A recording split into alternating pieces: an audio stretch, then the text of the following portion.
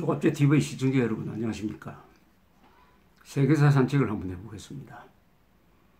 이 한반도는 유라시아 대륙 끝에 붙어 있고, 그리고 해양 세력인 일본, 미국이 오른쪽에 있고 해가지고 가운데 있습니다. 또 반도입니다. 그래서 국제 정세에 큰 변화가 일어나면 반드시 한반도에 그 영향이 미칩니다. 그 영향이 미칠 때 슬기롭게 그 영향을 이용하고 파도를 타고 하면은 나라가 흥하고 실패하면은 망합니다. 이게 외교의 무서운 점이죠.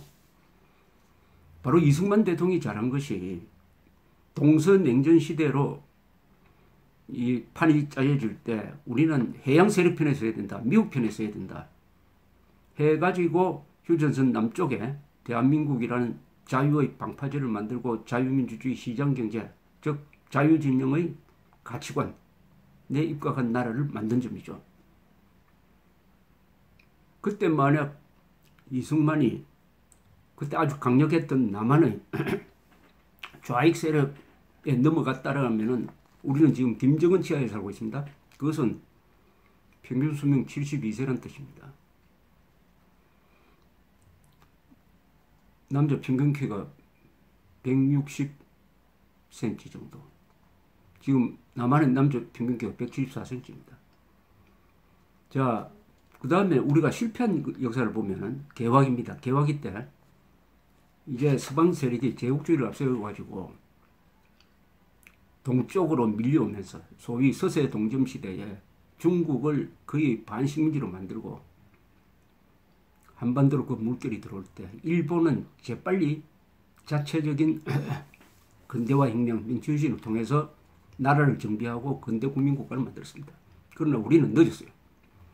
우선 내부적으로 분열을 하고 또 외부의 간섭이 너무 심하고 러시아, 중국, 청나라죠. 일본까지 들어오면서 결국 지도층이 고종을 중심으로 한 지도층이 제대로 대응하지 못해서 식민지로 가고 말았습니다. 그럼 또 있습니다. 17세기 초 중국 대륙에서 큰 변화가 일어났습니다. 여진족의 청나라가 올라오고 명나라가 쇠퇴하기 시작했습니다. 광해군은 줄타기를 잘했어요.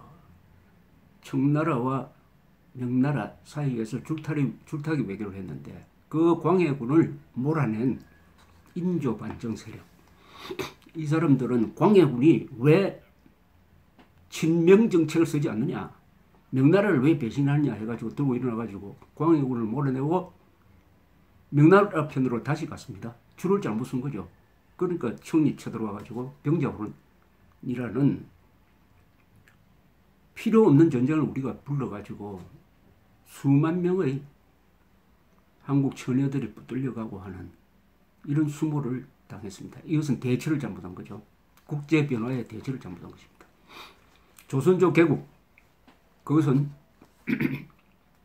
원나라를 명나라, 주권자의 명나라가 몰아내는 이 중국의 변화에 이성계가 재빨리 적응을 해가지고 명나라 편에 서가지고 원나라를 몰아내면은 그 틈바구니 속에서 조선 개국을 했으니까 성공한 전략입니다. 그리고 당나라가 망했을 때 이 동아시아에 큰 또 변화가 일어났습니다. 그 순간에 한반도에서도 후삼국 시대가 열리고 고려가 왕건이 통일을 할 수가 있었습니다. 나름대로 적응을 잘한 거죠. 그 다음에 바로 삼국 통일 시대입니다. 7세기에 바로 중국이 한 5, 16국 시대의 분열을 한 3세기 만에 정리하고 수나라가 통일을 했습니다. 그 수나라가 나중에 당나라로 뭐 왕조만 바뀌었지만 같은 통일국가로서 이어졌는데, 이 수나라가 중국을 통일한 이 거대한 변화에 고구려 백제 신라가 적응하는 모습이 좀 달랐습니다. 고구려는 수나라 당나라하고 막 싸웠습니다. 이게 장렬하게 보일 수도 있지만 세계에서 가장 큰 나라와 싸움하는 것은 무모한 겁니다. 친하게 지내야 됩니다. 영계소문은 우리가 지금 잘못 배우고 있습니다. 영계소문은 실패한 정치인이에요. 김춘추가 성공했습니다. 왜냐? 당나라의 급부상에 재빨리 적응한 것이 신라였습니다. 아, 당과 손잡고 백제 고구려를 쳐야 되겠다. 그 다음 백제는 어떻게 했느냐. 백제는 기회주의적 노선을 취했습니다. 여기 예가 하나 있습니다. 백제의 외교는 왜 실패했느냐. 대중국 외교는. 서기 611년입니다. 당시 수나라가 있을 때입니다. 백제 무왕은 사신을 수나라로 보냅니다. 그래서 수양제를 만나가지고 수가 고구려를 칠 때는 백제가 협조하겠다 이렇게 약속을 합니다. 그런데 수양제가 고구려를 쳤습니다. 그때 무왕은 약속을 지키지 않았습니다. 군대를 동원해서 수나라를 돕지 않았어요. 이 싸움에서 수양제가 을지문덕한테 대패를 했습니다. 그것이 영향을 받아가지고 수나라가 망해버립니다. 수양제는 죽임을 당하고 당나라가 이제 일어나는 거죠. 자, 그 다음에 당의 지배층이 바로 백제의 이 배신 행위를 아마 잊지 않았을 것입니다. 백제의 배신 행위를. 백제 무왕 28년입니다. 서기 627년. 무왕은 조카 복신을 당에 보냅니다.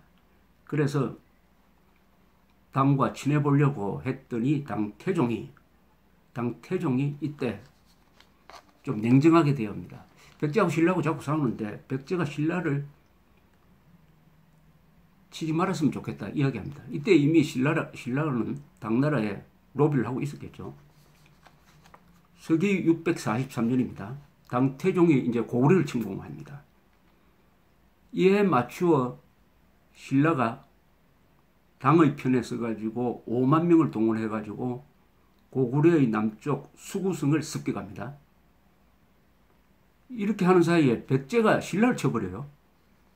신라가 당을 도우는 사이에 좋은 기회다 해가지고 백제는 신라를 칩니다. 그래서 7개 성을 빼앗아 갔습니다. 당은 고구려한테 대패를 했습니다. 여기서 신라와 당 사이에 하나의 의리관계, 우호관계가 성립되었다고 봐야죠. 신라도 손해를 봤습니다. 당나라도 손해를 봤어요. 덕을 본 것은 백제입니다. 그러나 당은 백제가 자기를 돕겠다고 하더니 배신한 것까지 과거의 기억까지 되살려가지고 백제와 손을 잡을 수 없겠구나. 신라와 손을 잡아야 되겠구나. 이런 결심을 한 것으로 추정이 됩니다. 그 5년 뒤 648년 선덕 여왕 시절입니다. 김춘추가 당나라로 들어가서 당태종과 단판을 짓습니다. 그래서 나당 연합이 만들어지는 거죠. 당나라와 신라가 합쳐서 백제 고구려를 멸망시킨 다음에 남쪽은 대충 지금 말로 하면은 평양 원산선 이남은 신라의 영역으로 인정해준다 하는 이런 약속이 성립되는 것입니다. 신라는 당나라에 대한 의리를 지키려다가 7개 성을 빼앗겼지만 그보다 더 큰 나당 연합을 얻는 것입니다. 그 나당 연합에 기초해가지고 648년에 나당 연합이 만들어지고 그 12년에 드디어 나당 연합군이 백제를 멸망시킵니다. 그 다음에 나당 두 나라 군사는 계속 동맹관계를 유지하면서 백제 부흥운동을 진압을 하고 그 백제 부흥운동을 도와준 왜군을 일본 대함대를 백총강의 해전에서 물리치고 668년에는 고구려를 같이 정벌을 하는 거죠. 이때까지는 나당 연합이 잘 가다가 고구려를 멸망시킨 다음에는 드디어 당나라가 본색을 드러내가지고 신라마저 속국으로 만들려고 하니까 신라가 딱 그동안에 기다렸습니다. 그렇게 나올 줄 알고 다 읽고 기다렸습니다. 그래서 이번에는 신라가 그 세계 최강대국인 당나라하고 결전하는 겁니다. 이게 나당 전쟁 670년에서 676년 사이 6년 동안 싸우는데 불리한 전쟁이지만 작은 나라가 세계 최강대국 그리고 전성기의 당고종 시절입니다. 전성기의 당군과 싸운다는 것은 불리한 것 같지만 여기에 두 가지 요소가 작용했습니다.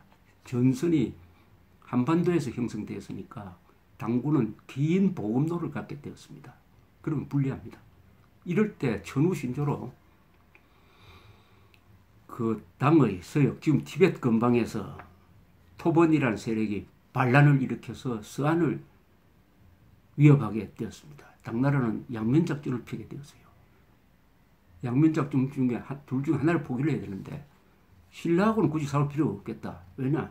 신라는 중국으로 쳐들어오는 세력이 아니라 한반도만 차지하려는 세력이니까 이 신라는 적으로 둘 필요는 없다. 이건 주적은 아니다. 우선은 서한을 위협하는 토번을 정벌하는 게 우선적이다. 그래서 676년에 평양에 두었던 안동 도읍을 만주로 물림으로써 한반도를 신라한테 넘겨주는 것으로 해가지고